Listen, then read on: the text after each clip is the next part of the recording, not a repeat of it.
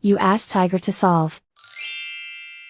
This deals with linear equations with one unknown. The final result is x equals 41/10. Let's solve it step by step. Simplify the expression. Expand the parentheses. Simplify the arithmetic. Multiply the coefficients.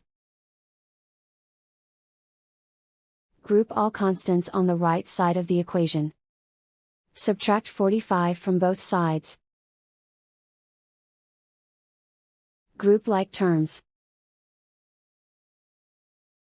Simplify the arithmetic.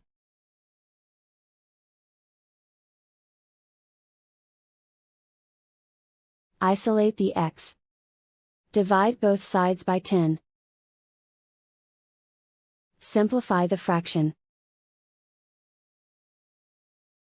And so the final result is x equals 41/10.